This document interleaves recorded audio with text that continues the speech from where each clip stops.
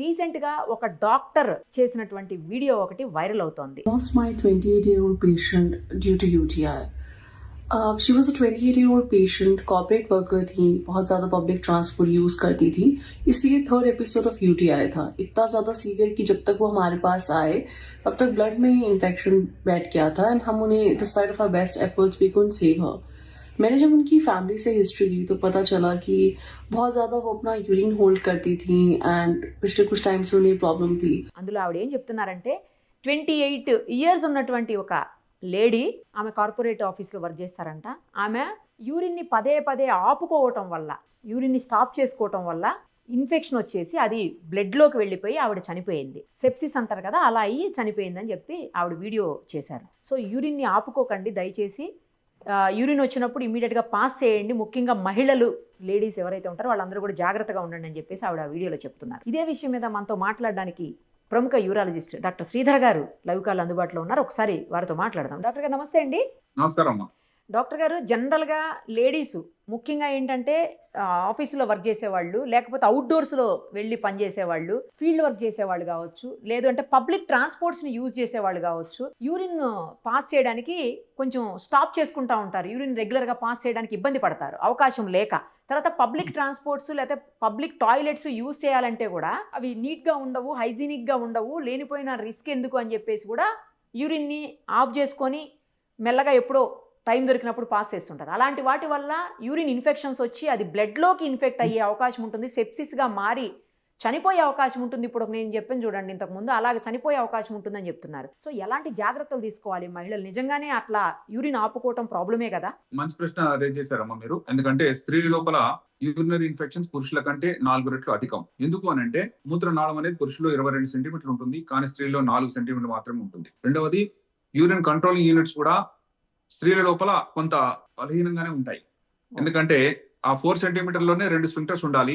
పురుషులకైతే అంత పొడవైన దాంట్లో 2 స్ఫింక్టర్స్ చాలా పటిష్టంగా పనిచేస్తాయి. ఇంకొక ముఖ్యమైన విషయం ఏంటంటే, స్త్రీలు చిన్నతనాన్ని కూడా వాళ్ళు నేర్చుకునేది ఏంటంటే, తల్లి కూడా చెప్తుంది, అమ్మ నువ్వు స్కూల్కి వెళ్తున్నావు, అక్కడ వాష్రూమ్స్ బాగుండవు కాబట్టి నువ్వు ఇంటికి వచ్చే వరకు కూడా నీళ్లు తాగకు, కొద్దిపాటి నీళ్లతో మేనేజ్ చేసుకో, ఇంటికి వచ్చిన పొద్దులే అని అంటారు. ఎందుకంటే అక్కడ వాష్రూమ్స్ వల్ల ఇన్ఫెక్షన్ వస్తుందని వాళ్ళ భావన. అది కొంతవరకు కరెక్ట్ కావచ్చు, ఎందుకంటే అన్ని చోట్ల వాష్రూమ్ అంత క్లీన్ గా ఉండవు. కానీ జనరల్ గా మూత్రం ఆపుకుంటే ఏమవుతుంది, అది స్త్రీల్లో అయినా సరే పురుషులు అయినా సరే దాని ఎఫెక్ట్ ఏంటి అది తెలుసుకుందాం. బ్లాడర్ కి 3 పొరలు ఉంటాయి. ఒకటి బయట పొర అంటాం సీరోజా, మధ్యలో మస్కులర్ లేయర్ అంటే కండరాలు, మూడవది మ్యూకోజా అంటే లోపలి పొర, మూత్రంతో టచ్ అయ్యేటువంటి ఒక పొర. ఆ లోపల ఉన్న పొర చాలా సున్నితమైనది, చాలా పలసనైనది. దీని కనుక యూరిన్ కానీ ఎక్కువగా ప్రెషర్ చేస్తే ఏమవుతుంది అంటే ఆ మూడో పొర లేక మ్యూకోజల్ పొర గట్టిగా మసిల్ లేయర్ కి అతుక్కుపోతుంది. ఎందుకంటే యూరిన్ ప్రెషర్ బాగా అన్ని వైపులా వ్యాపించడం వల్ల లోపల ఉన్న పొర బయట ఉన్నటువంటి పొరలకు అతుక్కుపోయి ఆ రెండింటి మధ్యలో వచ్చే రక్త నాళాలు ఏవైతున్నాయో అవన్నీ కంప్రెస్ అయిపోతాయి. ఈ పొరల మధ్యలో కొంత గ్యాప్ ఉంటేనే రక్త ప్రసరణ బాగా సజావుగా సాగుతుంది. బయట పొరకి, మధ్య పొరకి, లోపల పొరకి మధ్యలో కొంత గ్యాప్స్ ఉంటాయి, కొన్ని మిల్లీమీటర్ల గ్యాప్ ఉంటుంది. ఆ గ్యాప్ లోనే రక్తనాళాలు పెనిట్రేట్ చేసి బ్లడ్ ఫ్లో ఇచ్చి మళ్ళీ అక్కడి నుంచి మురికి రక్తాన్ని వెనక్కి తీసుకునే ఛాన్స్ ఉంటుంది. కానీ ఎప్పుడైతే ఈ 3 పొరలు ఒకదాని కూడా అతుక్కుపోయాయో, మధ్యలో 0.1 మిల్లీమీటర్ కూడా స్పేస్ లేకపోవడం వల్ల ఆ రక్తనాళాలన్నీ కూడా కంప్రెస్ అవుతాయి.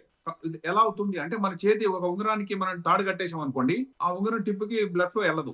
ఆ ఉంగరం గట్టి మనం తీసేసి దాన్ని కట్ చేస్తే తప్ప ఆ ఫింగర్ కుళ్ళిపోతుంది. అలాగే మూత్రనాళాలు ఇలా జరుగుతున్న విషయం చాలా మందికి తెలియదు. కాబట్టి మూత్రము టైట్ అయినప్పుడు మనకు ఒక అర్జీ తెలుస్తుంది. ఎలా తెలుస్తుంది అంటే, బ్రెయిన్ లో ఒక సెంటర్ ఉందండి, దాన్ని మిక్చురేషన్ సెంటర్ అంటారు, లేక యూరిన్ పాస్ చేయమని చెప్పే సెంటర్. అది పారాసెంట్రల్ లాబ్యుల్ అని పైన కార్టెక్స్ లో ఉంటుంది, పై భాగంలో ఉంటుంది. మన మేధస్సు ఎక్కడైతే ఉంటుందో దాని పక్కన ఉంటుంది. ఇది ముందే గుర్తిస్తుంటుంది. బ్లాడర్ లో ప్రెషర్ పెరుగుతుంటే దాని సిగ్నల్స్ అన్ని కూడా పైకి వెళ్తాయి. ఇంకో అద్భుతమైన విషయం ఏంటంటే, బ్లాడర్ ఎంటీగా ఉన్నప్పుడు ఏ ప్రెషర్ అయితే ఉంటుందో బ్లాడర్ నిండే వరకు కూడా ఆల్మోస్ట్ అదే ప్రెషర్ మెయింటైన్ చేస్తుంది. కాబట్టి మనం 10 నిమిషాలకు 3 నిమిషాలకు పోయే అవసరం లేదు. నార్మల్ కెపాసిటీ ఒక పురుషుడికి బ్లాడర్ ఫుల్ అవుతే 500 మిల్లీలీటర్లు ఉంటుంది. స్త్రీలలో చూస్తే 800 మిల్లీలీటర్లు ఉంటుంది. ఎక్కువ ఉంటుంది. ఎందుకు అలా? ఎందుకంటే అది ఒక లెర్న్డ్ బిహేవియర్ లేక అక్వైర్డ్ బిహేవియర్. మనం రోజువారీగా కొంత ఆపుకుంటూ ఉంటే ఆ ఆపుకోవడానికి కండరాలు సాగిపోతాయి. సాగిన తర్వాత కెపాసిటీ పెరుగుతుంది. ఇది నార్మల్ అని వాళ్ళు అనుకుంటుంటారు, కానీ ఆ కండరాల యొక్క టోన్ తగ్గిపోతుంది. కాబట్టి మూత్రం విసర్జించే సమయంలో అంత ప్రెషర్ డెవలప్ చేయలేరు. ఇంకో ముఖ్యమైన విషయం, ఎవరైనా సరే 500 ml తర్వాత మూత్రాన్ని ఆపుతున్నారు అని అంటే, ఆ రక్త ప్రసరణ కట్ ఆఫ్ అవడం వల్ల లోపల ఉన్న పొర మ్యూకోజాలో ఉన్న సెల్స్ అన్ని కూడా స్ప్రెడ్ అయిపోతాయి, అంటే రాలి పడిపోతుంటాయి. పడిపోయి ఎక్కువసేపు మూత్రం ఆపిన తర్వాత పోసే మూత్రం కొద్దిగా ఎర్రటి రక్తపు చుక్కలు రావచ్చు. ఇదేంటి నాకు రక్తం ఎందుకు వచ్చిందని భయపడుతుంటారు.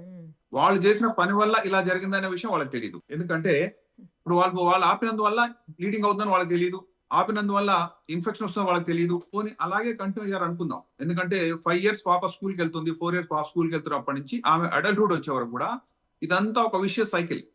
వాళ్ళు సొంతంగా ఇండిపెండెంట్ అయినప్పటికీ కూడా తల్లి చెప్పపోయినా సరే ఆఫీస్ లో పనిచేస్తూ కూడా పదే ఆఫీస్ లో ఏం వెళ్తాం యూరిన్ కి, 10 మంది నుంచి వెళ్ళాలి వాష్రూమ్ వైపుకి అనేది ఒకటి. అక్కడ వాష్రూమ్ ఎలా ఉంది అనేది ఇక ఒక్కొక్క చోట ఒకలా ఉంటుంది. కాబట్టి వాష్రూమ్ లోపల వెళ్ళడానికి జంకినందువల్ల లోపల పొర దెబ్బతినడం, లోపల పొరలో క్రాక్స్ రావడం, ఆ క్రాక్స్ మధ్య నుంచి బ్లీడింగ్ కావడం. మూత్రం పోస్తే కూడా కొంతమంది, ఇంకో ముఖ్య విషయం, మూత్రం ఆపిన తర్వాత పోయడానికి స్టార్ట్ చేద్దామంటే కుదరదు. ఎందుకు కాదు అంటే ఎలాస్టిక్ వైర్ ఉందనుకో, ఎలాస్టిక్ రబ్బర్ ఉంటే దాన్ని లాగితే కొంతవరకు చేస్తే వెనక్కి వచ్చేస్తుంది. చివరి దాకా లాగేసాం అనుకోండి, ఎక్స్ట్రీమ్ లాగేస్తే ఇక మళ్ళీ వదిలినా సరే దగ్గరకు రాలేదు. కరెక్ట్. సో బ్లాడర్ కంట్రోల్ కూడా అలాగే, కొంతవరకు మనం ఓవర్ డిస్టెండ్ అయినా పర్లేదు, మళ్ళీ రికవర్ అయ్యి మూత్రం పోస్తాయి.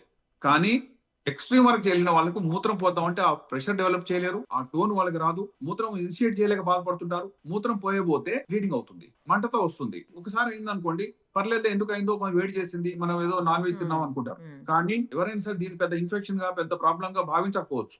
ఎందుకంటే ఇది నార్మల్, అంతే కదండి. ఇప్పుడు నార్మల్ యూరిన్ పాస్ చేయడం మనం ఎవరికి ఇన్నిసార్లు పోసామని కానీ, ఇంతసేపు పోస్తున్నాం అని కానీ, ఇలా వచ్చిందని ఎవరికి మనం డిక్లేర్ చెయ్యము, చేయాల్సిన అవసరం లేదని మనం అనుకుంటాం. కానీ నెక్స్ట్ ఇంకొక కాంప్లికేషన్ ఏంటి అంటే, ఉదాహరణకు లాంగ్ టర్మ్ లోపల మనం మూత్రం ఆపుతూ పోయాం, బ్లాడర్ కెపాసిటీ పెరిగింది, మేము ఒకళ్ళు చూసాము 500 ఉండవలసింది 1000 ml వరకు వెళ్ళిపోయింది, ఆమె మూత్రం పోయలేక మా దగ్గరకు వచ్చింది. అదేంటమ్మా నువ్వు రోజు మూత్రం పోసి ఎందుకు ఆగిందని అంటే, నేను చాలా ఆపుకున్నానండి, ఇప్పుడు బొడ్డు పైకి వచ్చేసింది, ఛాతీని టచ్ చేస్తుంది నా బ్లాడర్, నేను పోద్దాం అంటే నాకేం రావట్లేదు. అలాంటి వాళ్ళకి మేము చిన్న గొట్టం వేసి ఖాళీ చేసిన తర్వాత ఒక 2-3 వారాలలో పెడతాం. ఎందుకంటే ఆ మెల్లగా కాంట్రాక్ట్ అయ్యే కెపాసిటీ రికవర్ అవుతుందనే ఆశతో చేస్తాం. ఓవర్ డిస్టెన్షన్ వల్ల వచ్చే ప్రాబ్లం ఏంటంటే, ఆ కంట్రోల్ తిరిగి మళ్ళీ సంకోచ వ్యాకోచాలని మర్చిపోతాయి, లేక ఆ సంకోచ వ్యాకోచాల యొక్క సామర్థ్యం తగ్గిపోతుంది. ఇంకొక ముఖ్యమైన విషయం ఏంటంటే, కిడ్నీ నుంచి యూరిన్ కిందకు వచ్చేటప్పుడు బ్లాడర్ దగ్గరకు వచ్చిన చిన్న వాల్వ్ ఉంటుంది, దాన్ని యూరెటరో వెసికల్ జంక్షన్, లేక అక్కడ యూవిజా అనే చిన్న స్ఫింక్టర్ ఉంటుంది.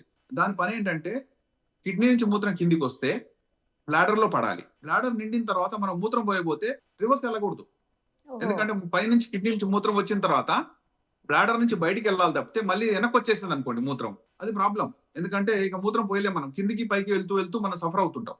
కాబట్టి భగవంతుడు గాని, ఈ నేచర్ గాని మనకి ఇచ్చిన వరం ఏంటంటే, కిడ్నీ యొక్క గొట్టానికి బ్లాడర్ కి మధ్యలో ఒక వాల్వ్ పెట్టారు. అది 1-way వాల్వ్, పైనుంచి కిందికి మాత్రమే వస్తుంది.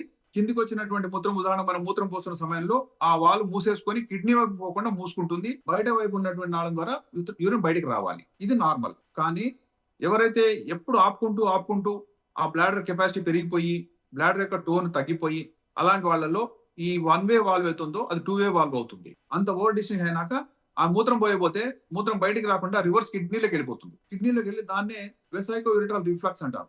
అంటే బ్లాడర్ నుంచి కిడ్నీలోకి మూత్రం వెళ్తుంది.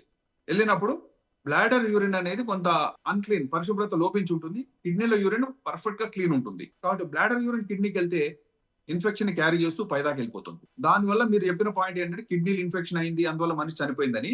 సో రివర్స్ లో రావడం అనేది చాలా డేంజరే. అలా ఉంది అని అంటే, మనం మూత్రం పోస్తుంటే వాటర్ జెట్ అంటాం, అంటే మూత్రం పోస్తుంటే వెనక్కి జట్లు కొడుతున్నాయని చెప్తారు కొంతమంది, దాన్ని వాటర్ హ్యామర్ అంటారు. నీటితో సుత్తితో కొట్టినట్టు ఉంటుంది. మూత్రం ఎంత ట్రై చేస్తున్నా కిడ్నీలో ప్రెషర్ వస్తుంది తప్పితే మూత్రం బయటకు రావట్లేదు. ఇదంతా కూడా ఒక long term complication of over distension. మూత్రాన్ని ఆపుకోవడం వల్ల ఇలా రివర్స్ లో వెళ్ళిపోతుంది. రివర్స్ వెళ్ళినాక మెల్లగా కిడ్నీలు దెబ్బతినడం మొదలవుతాయి. కిడ్నీ ఫంక్షన్ కొన్ని నెలల్లో, కొన్ని సంవత్సరాలు 0 అయిపోవచ్చు, ఎందుకంటే రివర్స్ పోతుంది. ఎవరైనా సరే ఈ దశలో మా దగ్గరకు వచ్చి రివర్స్ వెళ్తుంది అనే దశలో మాకు కనబడితే వెంటనే వాళ్ళకు ఆ వాల్వ్ రిపేర్ చేసే సర్జరీ చెప్తాం. అది ఎండోస్కోపీ కావచ్చు, ఓపెన్ సర్జరీ కావచ్చు. ఇలా రివర్స్ లో స్టార్ట్ అయిందంటే ఆ వ్యక్తి యొక్క కిడ్నీస్ అపాయంలో ఉన్నట్టే, జీవితం కూడా అపాయంలో ఉన్నట్టే. కాబట్టి ఆ రివర్స్ ఫ్లో అనేది తొలి దశలో చూసినా సరే ఇనిషియల్ గా కొన్ని ఏమన్నా బ్లాడర్ ట్రైనింగ్ టెక్నిక్స్ చెప్తాం.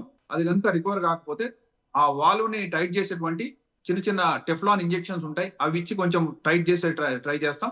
అలా కుదరని పక్షంలో దానికి ఎండోస్కోపిక్ సర్జరీస్ వచ్చినాయి, లాప్రోస్కోపిక్ సర్జరీస్ వచ్చినాయి, రోబోటిక్ సర్జరీ వచ్చింది. ఇవన్నీ లేని చోట ఓపెన్ సర్జరీ కూడా ఉంది. సో ఇలా ఆ వాల్వ్ ని మళ్ళీ రిస్టోర్ చేయాలి. చేయని పక్షంలో బ్లాడర్ యూరిన్ పైకి వెళ్తుంది, which is not good. Bladder లో ఉన్న యూరిన్ మనకేం ఇన్ఫెక్షన్ చేయదండి, కానీ బ్లాడర్ యూరిన్ కిడ్నీకి వెళ్తే మాత్రం ఇన్ఫెక్షన్ అవుతుంది. ఈ పాయింట్ గమనించండి. యా. కాబట్టి ఎవరైనా మూత్రంలో మంట వచ్చినా, మూత్రంలో బ్లీడింగ్ అయినా, మూత్రం పోయబోతే సరిగా కాంట్రాక్షన్ డెవలప్ చేయలేకపోయినా అర్జెంటుగా మాత్రం రావాలి. ఎందుకంటే అది తొలి దశ. అలా కాని పక్షంలో అడ్వాన్స్ స్టేజ్ లో అయితే సర్జరీసే ఉంటాయి. ఒకవేళ కిడ్నీ ఫెయిల్ అనేది వచ్చిన తర్వాత ఆ కిడ్నీ ఫెయిల్యూర్ ట్రీట్మెంట్ ఇస్తాను తప్పితే ఈ వాల్వ్ రిపేర్ చేసినా పెద్ద లాభం జరగకపోవచ్చు. అలాంటి వాళ్ళకి మేము డయాలిసిస్ చేయటం, వాళ్ళకి ట్రాన్స్ప్లాంట్ చేయటం, ఆ ట్రాన్స్ప్లాంట్ చేసినప్పుడు మళ్ళీ కొత్త కిడ్నీ కానీ దెబ్బ తగ్గుతుంది, ఆ ఫిల్టర్ మాత్రం అప్పుడు రిపేర్ చేసుకుంటాం. కాబట్టి గుర్తుంచుకోవాల్సింది ఏంటంటే ఇవన్నీ స్వయంకృత అపరాధాలే. మనకు తెలియనటువంటి కొన్ని చిన్న మూఢనమ్మకాల వల్ల కానీ, మనకు అసౌకర్యం అనుకున్న చిన్న చిన్న హ్యాబిట్స్ వల్ల కానీ స్లోగా కిడ్నీ ఫెయిల్యూర్ కి దారితీస్తుంది అనే విషయం ప్రతి ఒక్కరు గుర్తుంచుకోవాలి. అంతేగాని మూత్రం ఆపడం వల్ల సడన్ గా మనిషి చనిపోవడం అనేది జనరల్ గా జరగదండి. అంటే సార్ జనరల్ గా జరగదు. ఇన్ఫెక్షన్ అయ్యి సెప్సిస్ అయింది అంటున్నారు సార్, అది ఎలా జరిగి ఉండొచ్చు? ఇన్ఫెక్షన్ అయ్యి బ్లాడర్ లో ఉన్న యూరిన్ కిడ్నీకి వెళ్తే దాన్ని సెప్సిస్ అంటాం. రివర్స్ వెళ్ళిందంటే అది సెప్సిసే, కిడ్నీలో చీమ్ పడుతుంది. ఆ bladder urine is not very clean, still అది మనకేం ఇబ్బంది కలిగించదు. కానీ బ్లాడర్ యూరిన్ కిడ్నీలోకి వెళ్తే మాత్రం it is sepsis.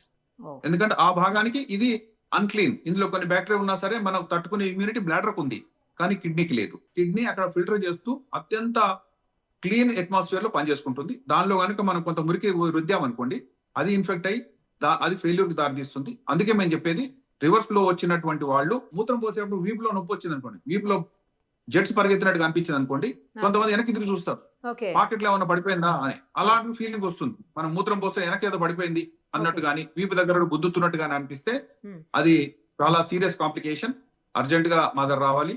Simple scanning ద్వారా కూడా దాన్ని గమనించవచ్చండి. కిడ్నీలోకి రివర్స్ ఫ్లో వెళ్తుందా, వెళ్తుంటే దాన్ని ఆపాల్సినటువంటి టెక్నిక్స్ ఏంటి, అవన్నీ చేసుకొని మూత్రం మీకు వచ్చితే మాక్సిమం ఎంతసేపు ఆపచ్చు అంటే 10 నుంచి 15 నిమిషాల నుంచి ఆపరాదు. ఆపినట్లయితే ఆ బ్లడ్ ఫ్లో కట్ ఆఫ్ అవ్వడం, అదే ఇన్ఫెక్షన్ నాంది పలకడం, అదే రివర్స్ వెళ్ళడం, అదే కిడ్నీ డిస్ఫంక్షన్ దారి తీయడం, మనం పట్టించుకోకపోతే ఫెయిల్యూర్ దారి తీయడం, ఆ ఫెయిల్యూర్ ని ట్రీట్ చేయకపోతే మనిషి చనిపోవడం. ఇవి స్టెప్ బై స్టెప్ మనిషిని కృంగతీసేటువంటి సింపుల్ అంశాలే. అందుకే